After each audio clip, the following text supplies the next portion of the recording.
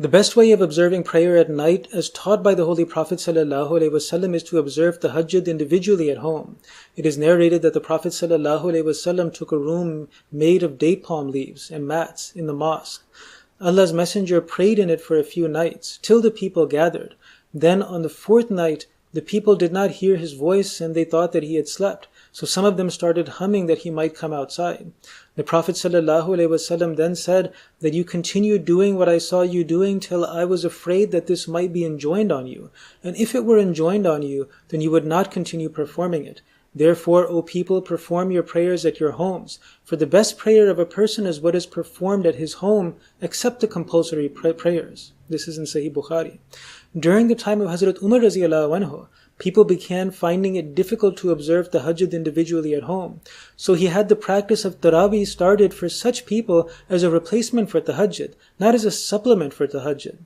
It's narrated by one of the Sahaba that I went out in the company of Hazrat Umar radiallahu anhu bin Khattab one night in Ramadan to the masjid, and I found the people praying in different groups. A man praying alone or a man praying with a little group behind him. So Hazrat Umar radiallahu anhu said that in my opinion, I would better collect these people under the leadership of one reciter. So he made up his mind to congregate them behind Hazrat Ubay bin Ka'b. Then on another night, I went again in his company, and the people were praying behind their reciter.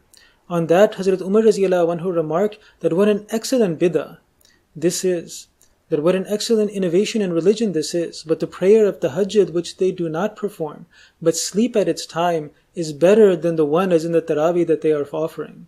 He meant the prayer in the last part of the night, and the narrator says that in those days people used to pray in the early part of the night.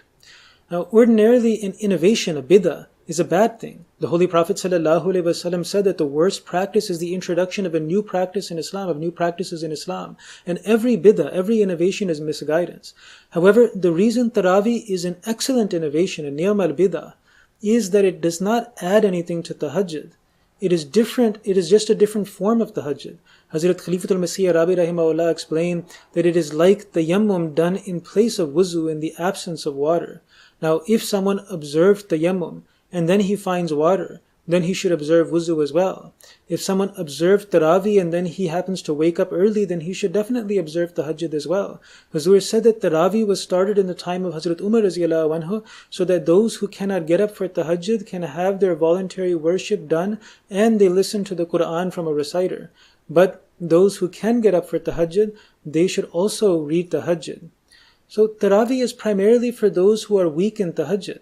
But that doesn't mean that they should give up on trying to get up for tahajjud altogether. Those who are weak in tahajjud should observe tarawih regularly and keep trying to get into the habit of observing tahajjud. However, if a trend begins where we start to believe that supplementing tahajjud with tarawih is a better practice than the practice of the Holy Prophet ﷺ himself, then that mentality could take us in the direction of bid'ah, of innovations in religion.